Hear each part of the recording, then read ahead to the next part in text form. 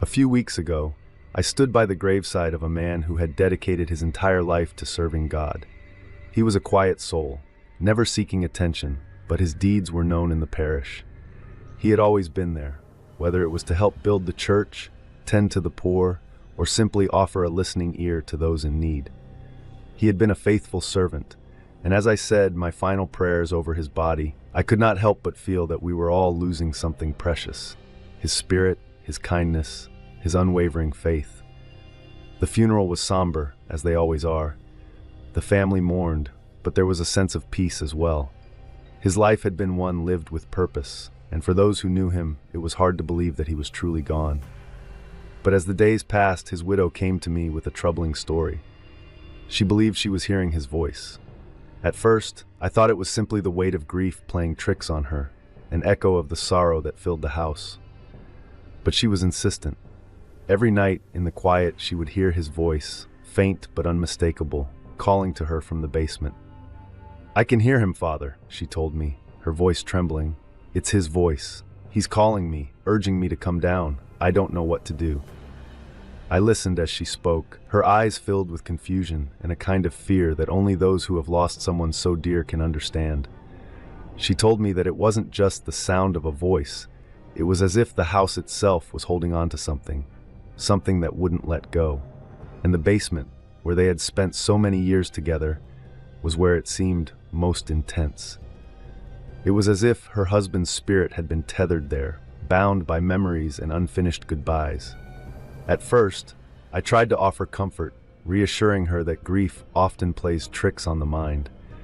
But there was something about her conviction that made me pause. She wasn't just imagining things, she was feeling something real, something that stirred within the walls of that house. One night, after much discussion and prayer, I agreed to accompany her. I could not let her face this alone. If there was something beyond the veil, something that needed to be confronted, I would be there to help her face it. We descended together into the basement, the air growing colder as we reached the bottom of the stairs. The basement was familiar to her. She had spent countless hours with her husband there, cleaning, sorting, organizing. It had been their space, a place where they had built their life together. But now it felt different. The warmth of the memories was gone, replaced by a strange, oppressive stillness. We stood there in the dark, the only light coming from a small lamp we had brought with us. I could see the unease on her face, but she held my arm tightly, as though needing to feel anchored to something solid. We prayed aloud, our voices breaking the silence of the basement, asking for peace, asking for guidance. As we stood there, praying together, I heard it. A soft sound, almost imperceptible at first. The faintest sound of footsteps. My heart skipped a beat. It was slow, deliberate, as though someone was walking towards us from the far end of the room. I turned to the widow, searching her face for any sign of doubt, but there was none. Her eyes were wide, locked on the same spot I was staring at. I could feel it, too. The air felt charged, like a presence was there with us, walking in the dark. But there was no one visible, no figure, no shape, just the sound of those footsteps. We both stood frozen, the only noise in the room the echo of those steps. I cannot tell you what happened in that moment. It wasn't my mind playing tricks, and it wasn't some figment of our imaginations. The sound was real. There was something there with us, something beyond our understanding, something urging us to listen, to pay attention, to recognize that not all things can be explained by reason alone. The footsteps continued for a moment longer, and then, as suddenly as they had begun, they stopped. We stood there, both shaken, unsure of what to do next. I closed my eyes, offering a final prayer for peace, for the spirit that had lingered so long, perhaps too long, in the place it had loved most. When we left the basement, I knew there was nothing more I could say to comfort her. The experience had been more than just an auditory illusion. It had been real, and it had been powerful. But it had also been a message that the time for grieving had passed, that her husband's spirit needed to find peace, just as she did. I told her that her husband's love for her was not confined to that house, not bound by the walls of the basement. He was at peace now, as should she be. It was time to let go, to move forward, to carry the love he had given her into the rest of her life, without the weight of his lingering spirit in the shadows. Hello, friends. Thank you for watching. A special shout out to our subscribers. You keep these eerie stories alive. But here's the thing, only 30% of viewers are subscribed. If you enjoy our content, hitting subscribe helps us more than you know. It takes a second, but makes a huge difference. While you're at it, like and share to keep the chills coming. Thanks again. You made this possible. See you in the next one, if you dare.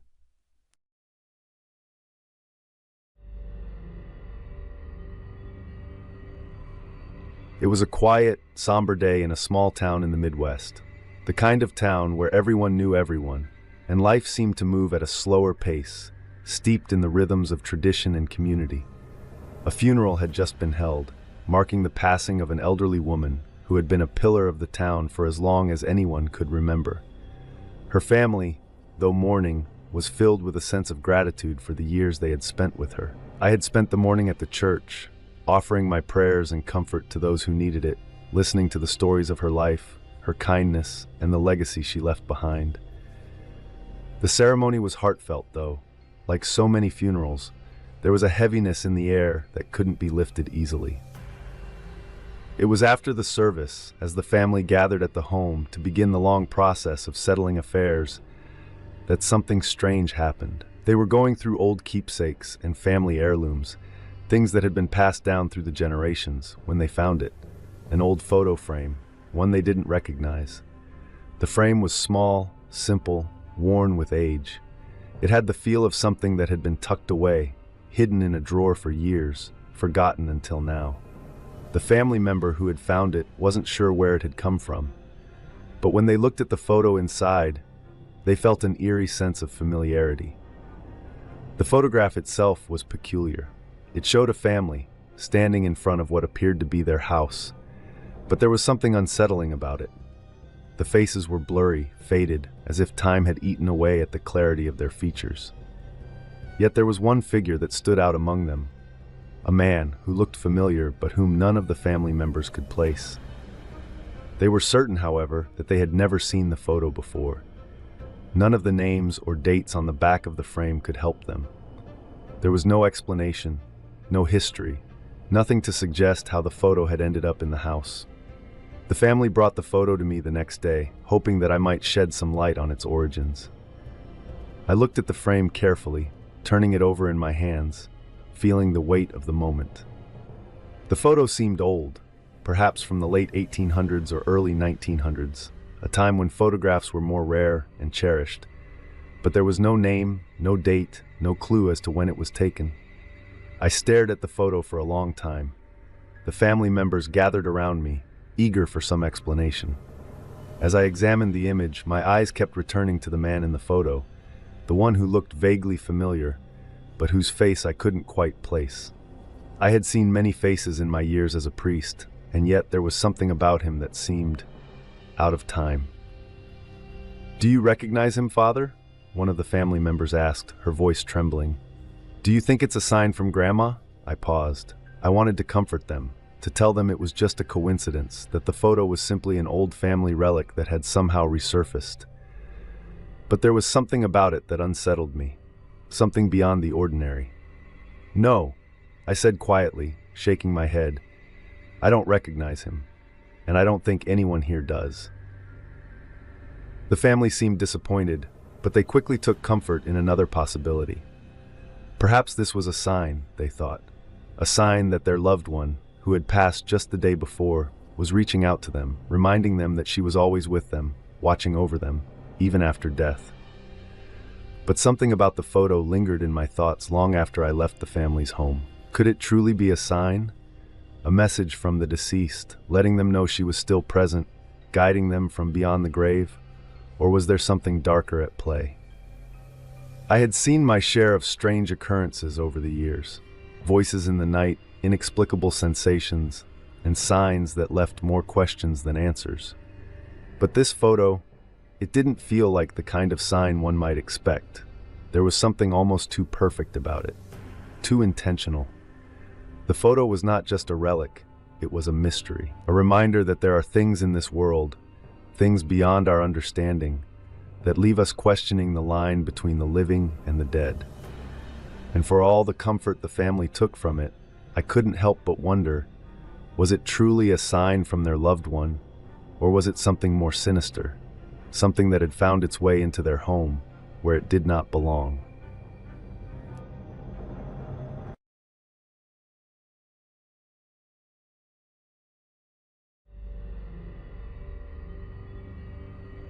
It was a typical Sunday service, one of those quiet mornings where the light streamed gently through the stained glass windows, casting colorful shadows across the pews.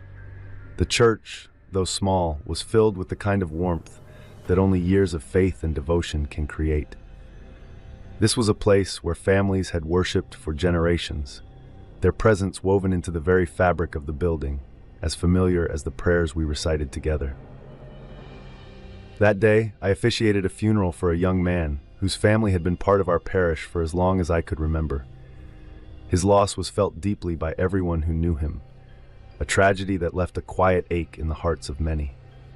The church was filled with mourners, each one quietly grieving, each one struggling to make sense of the untimely passing of someone so young. I stood by the altar, offering prayers, a steady presence in the midst of sorrow, and as the service drew to a close, the grief in the air seemed palpable. After the final hymn had been sung and the last of the mourners had filtered out into the bright, early afternoon, I stayed behind. The church felt different now, emptier somehow, as if the very walls mourned alongside those who had left. I knelt in front of the altar, seeking a moment of peace for myself, for the young man, and for his family who had left behind a piece of their hearts here. I had spent many hours in that church, quiet hours of reflection, prayer, and solace. But this time, as I knelt in prayer, something shifted. At first, I thought I must have imagined it. But then, as the silence settled deeper around me, I heard it, a quiet whisper. It came from the back of the church, just beyond the pews, soft, almost like a breath being carried on the air.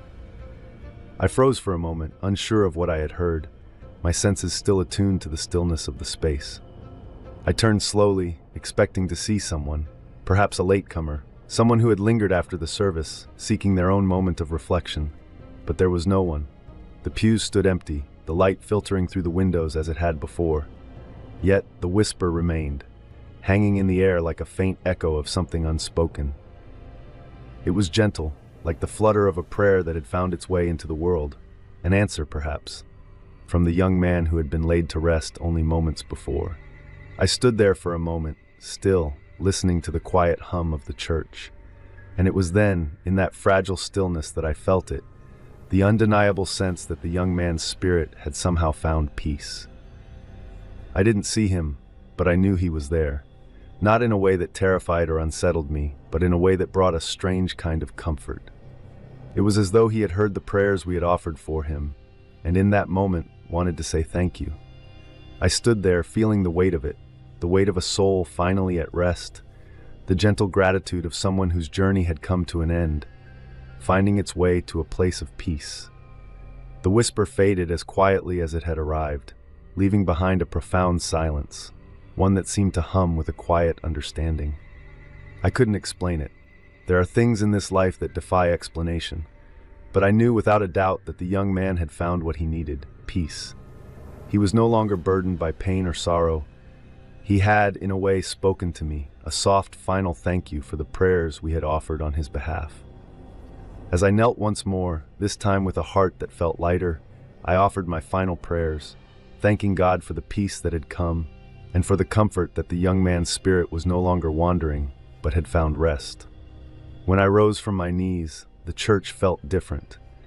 It was no longer just a place of mourning, but a place where the invisible had touched the visible. A place where the whispers of the departed could still be heard, even after the last prayer had been spoken.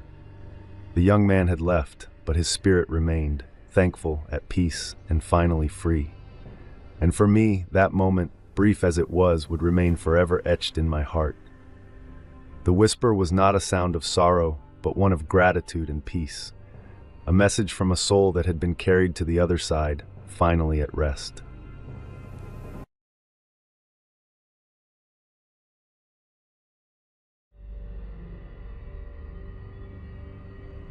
It was a calm afternoon when she approached me, the faint light of the setting sun filtering through the tall stained glass windows of the church, casting vibrant hues across the floor. Her face, still soft with the grief of a recently lost mother, held a question, one she had carried with her, heavy and unspoken, until that very moment. She had come to me after the funeral, the service having ended just a few hours before. I knew her well enough. She had been a parishioner for many years, a woman of quiet strength and deep faith, her love for her mother evident in every word spoken during the eulogy. But it was not the funeral she wanted to discuss now. No, it was something much more unusual. As she stood in front of me, clutching a small velvet pouch in her hands, I could see the uncertainty in her eyes, mixed with the hopeful glow of someone who believed they had uncovered something beyond the ordinary. "Father," she began, her voice trembling slightly, "after we lowered my mother's casket into the earth, I found something. It was by the graveside. At first, I thought it was a trick of the light, but when I picked it up, I knew it was something more. It's an old locket, my mother's locket, one that had been missing for as long as I can remember." She opened the pouch slowly, as though revealing a treasure long thought lost. Inside was a delicate gold locket, its surface worn with age but still gleaming faintly in the dim light. The edges were engraved with intricate patterns that had clearly been hand-carved, and the tiny clasp, though tarnished, still worked perfectly. "It's my mother's," she continued, almost breathless. "I remember her wearing it when I was a little girl, but it disappeared years ago. We searched high and low for it, but it was gone, just gone. And now here it is, by the graveside, like it was waiting for me." I took the locket from her hands, my fingers brushing against the cold metal. As I held it, I felt something strange, a sudden chill running through me. It was as though the air in the room had shifted, like a draft had suddenly entered, though the windows were firmly closed. My breath caught for a moment, and I felt something, not fear, but an unsettling sense of connection to something beyond the physical world. I couldn't explain it. I had held countless objects in my life, blessed and prayed over them, but this felt different. The sensation passed as quickly as it came, but it lingered just enough to make me pause, to question whether I had experienced something more than mere coincidence. The woman, seeing my reaction, spoke with more conviction. "Father, you don't understand. My mother loved that locket. She would never have let it go. I believe it's a sign, her spirit reaching out to me from beyond the grave. She wanted me to find it, to hold it, to know she's still with me." I looked at her, searching for the right words. As a priest, I had seen much in my years of service, but I was cautious about jumping to conclusions, especially when it came to matters of the spirit world. We are called to be discerning, to understand the difference between faith and superstition. But as I gazed at the locket in my palm, I couldn't help but wonder if she was right. Could it truly be a sign from her mother? Was this a way for her spirit to reach out, to give her daughter one final token of love, even after death? Or was it simply a coincidence, an object that had been lost and then found, with no deeper meaning than that? I knew what I had to say, but it didn't feel easy. Sometimes, my dear, our hearts, grieving and raw, want so desperately to hold on to something, to find a sign, a signal that the ones we love are still with us. It's human to want that connection, especially when the loss feels so fresh. I can't tell you if this is a sign or just a coincidence, but I can tell you this. Your mother's love for you, the bond you shared, is very real. That is something no grave or locket can take away. The woman nodded, tears welling up in her eyes. "I know, Father, I know, but I can't shake the feeling that she's still here somehow, guiding me, even now." I stood there for a long moment, the weight of the locket heavy in my hand, the weight of her words even heavier in my heart. I couldn't deny the possibility that there was something profound at play here. Was it the spirit of her mother, or was it simply the power of love, transcending time and space, finding its way through the cracks in our understanding? I offered a prayer over the locket, asking for peace for both the woman and her mother's spirit. I blessed the heirloom, asking that it bring her comfort and that she would find solace in the love her mother had given her, no matter where her soul had gone. And when I returned the locket to her, I could see a sense of peace in her eyes, a calm that had not been there before. She clasped it around her neck, holding it close to her heart as if to say, "This is a part of me, a part of my mother, and it will never be lost again." Perhaps it was just a coincidence. Perhaps it was something more. But in that moment, I understood one thing clearly. Love, no matter how far it reaches or where it travels, never truly fades. And sometimes it finds its way back to us in the most unexpected of forms.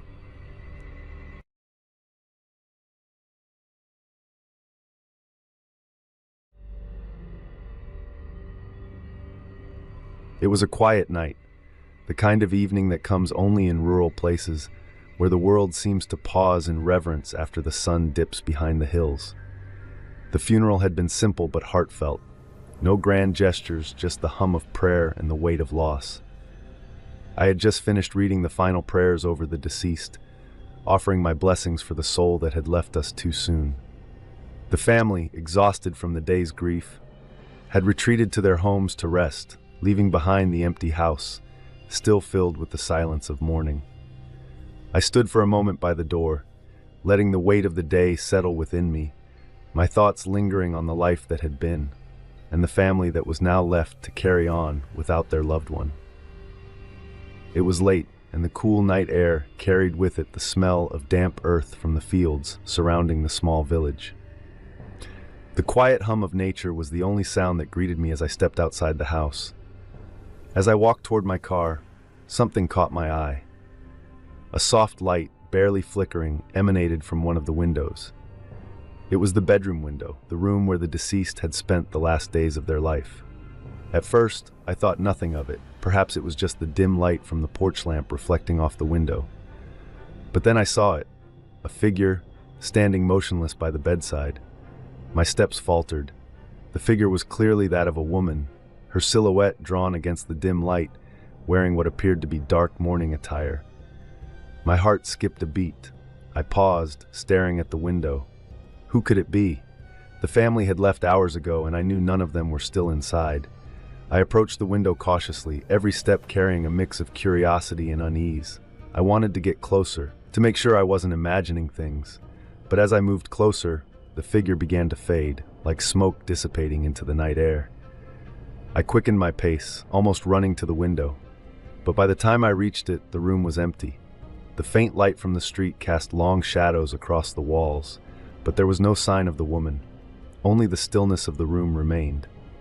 My heart raced. I had seen something, hadn't I? Something I couldn't explain. I stood there for a long moment, staring into the darkness of the room, trying to make sense of what had just happened. I felt a chill sweep over me, and though the night air was cool, I felt an unsettling warmth creeping down my spine. I couldn't shake the feeling that I had just witnessed something far beyond my understanding. Later, when I spoke to the family, I learned the truth. The woman I had seen by the window was the deceased's mother. But she had not been in the room in any living form. No, she had passed away many years ago, before her child had even fallen ill. She had been the one who had lived and loved in that house, who had cared for the deceased through their earliest years, only to leave when her own time had come. Yet it seemed she had never truly left. Her spirit, bound by love and a mother's devotion, had stayed behind, watching over the home, guarding it in the way only a mother's love can. The family, though deeply saddened by her loss all those years ago, had never spoken of it. But her presence, it seemed, lingered in the house, as tangible as any living being, even though her body was long gone. The family confirmed the stories. Many times they had felt the weight of her presence in that very room, especially on nights like this, when grief and sorrow were still fresh in the air. They had often heard the faint sound of footsteps in the halls, or felt a cool breath sweep through the room, signs that their mother had stayed with them, even in death. I, of course, had never known. I had no way of knowing, until that night, that the spirit of the mother was still there, still watching over her child, even after all these years. As I left the home that night, I couldn't shake the image of the woman in mourning by the bedside. Was it simply my mind playing tricks on me, a figment of grief and imagination? Or had I witnessed something truly beyond this world? I couldn't say for certain. But I knew one thing. Some bonds of love are so strong that they transcend the boundaries of life and death. And in that small, rural home, it seemed that a mother's love had never truly let go. Thank you all for joining me on these journeys. Your support means everything, and I love reading your reactions and personal experiences in the comments. If these stories kept you on the edge of your seat or gave you chills, please hit that like button and consider subscribing for more haunting stories. Have you ever experienced something similar? Or perhaps you have your own unexplainable story to share? I'd love to hear your thoughts in the comments below. Each of your stories adds another layer to our growing community of horror enthusiasts. And if you think someone else might enjoy a good scare, don't forget to share this video with them. Stay tuned for more spine-chilling stories, and remember, sometimes the scariest tales are the ones that could happen to any of us. Thank you again for watching, and I'll see you in the next video, if you dare.